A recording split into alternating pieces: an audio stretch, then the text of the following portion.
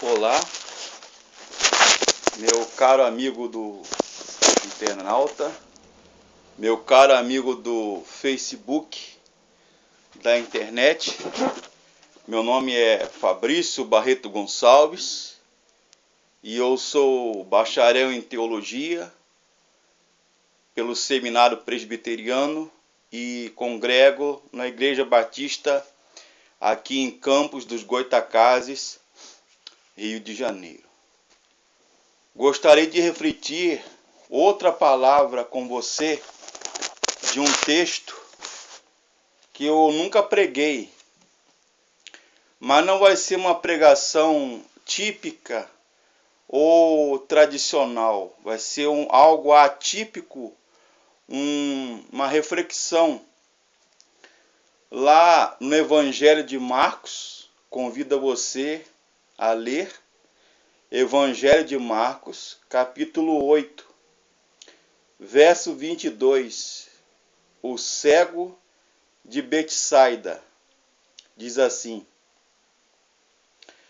Quando chegaram a Betsaida, levaram-lhe um cego e repartiram-lhe e pediram-lhe, que o tocasse. Tomando o cego pela mão, tirou-o da aldeia, ungiu-lhe com saliva nos olhos, impôs-lhe as mãos e perguntou-lhe: Vês algo? E ele, recobrando a visão, disse: Vejo homens, vejo-os como árvores, mas caminhando. Novamente Jesus impôs as mãos sobre ele, nos olhos, e ele olhou atentamente, ficou curado, e distinguia tudo perfeitamente. Jesus o enviou para casa e lhe disse: Não entres na aldeia. Que o Senhor abençoe a sua palavra aos nossos corações. Palavra do Senhor, graças a Deus. Amigo internauta, irmãos e irmãs, dileto ouvinte da palavra de Deus. Esse é um texto interessantíssimo. Capítulo 8 de Marcos, o qual nós lemos. Vejo homens como árvores, porém que andam. Jesus, nesse texto, irmãos, não está nos falando ao coração, a cada um de nós. Ele não está falando só em milagre, em cura, mas de restaurar visões, restaurar sentimentos, restaurar vidas, transformar vidas, visão, o conceito que nós temos de cada um do nosso próximo, do outro. O texto diz que era um homem cego, e Jesus tocou naquele homem. É o olhar atento, é o toque miraculoso de Jesus. É essa que eu costumo dizer, é essa singularidade de Jesus, essa presença, esse impacto que a presença de Jesus causa nas nossas vidas. O conceito que aquele homem tinha, a cosmovisão que ele tinha das pessoas e de si mesmo.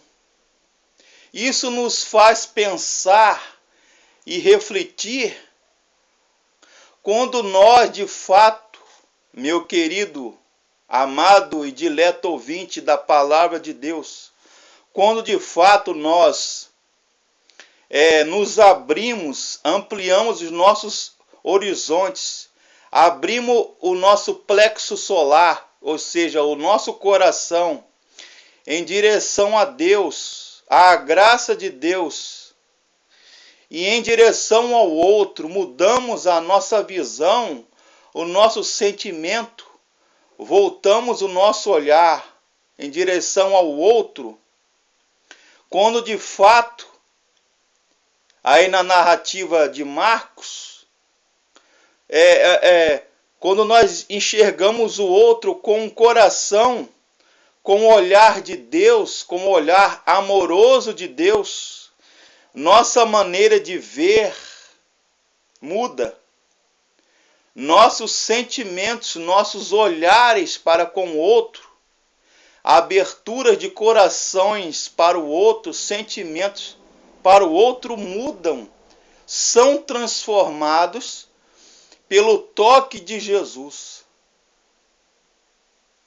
Um simples gesto, um simples olhar, uma simples pergunta de Jesus e uma simples resposta daquele homem cego que doravante depois não fora mais cego.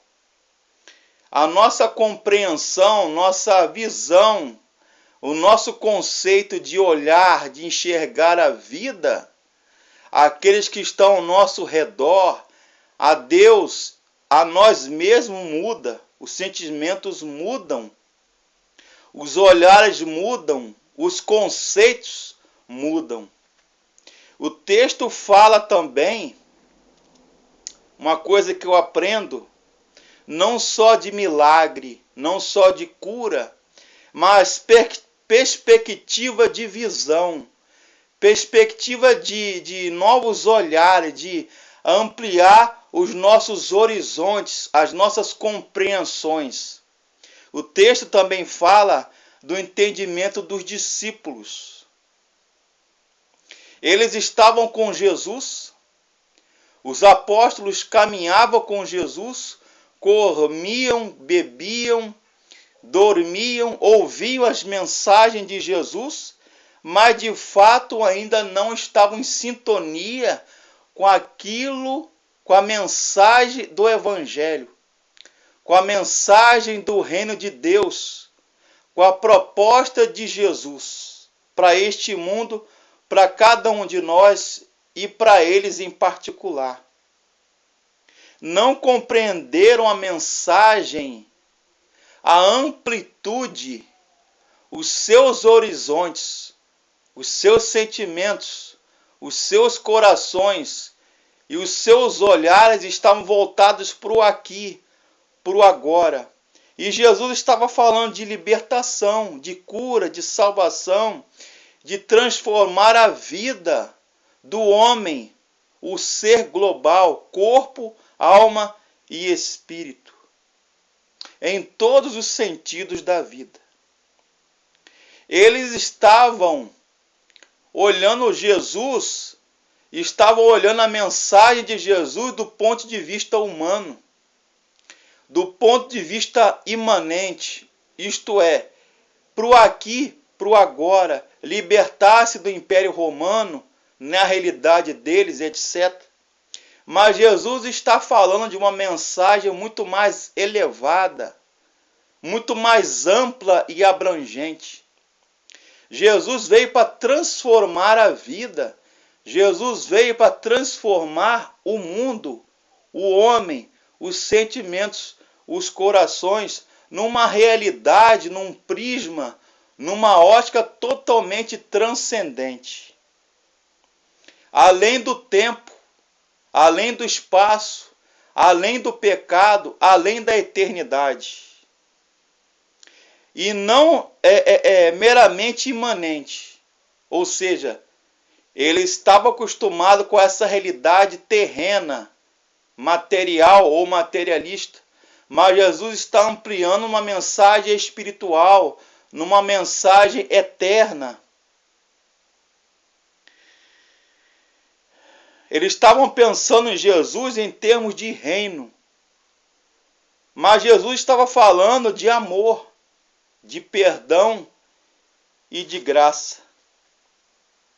Outra coisa que eu aprendo é que Jesus teve um encontro maravilhoso com aquele homem.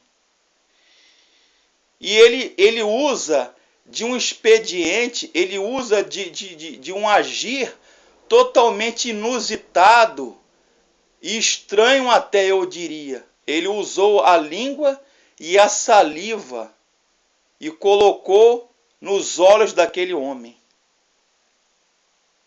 Algo extremamente gracioso e inusitado. Estranho. Isto nos leva a pensar, irmãos, caro internauta, que Jesus, quando ele age, para a nossa concepção humana, para a nossa mentalidade humana, é estranho. Mas eu costumo dizer que não compete a nós, seres humanos, cristãos, servos do Deus eterno, entender a dimensão, entender e compreender a maneira pela qual Jesus age, Jesus trabalha. O nosso papel enquanto servos, enquanto salvos e cristãos, discípulos de Jesus, é crer no seu poder, crer na sua pessoa, crer no poder que há no nome de Jesus. Jesus agiu na cegueira, na impossibilidade humana. Jesus deu realmente novas compreensões, revelações e novas perspectivas. Mudou radicalmente, tremendamente, a vida daquele homem. Novos caminhos, novos desejos, novos sonhos, novas perspectivas. Por quê? Porque ele amou aquele homem. E isso nos fascina, e isso nos surpreende.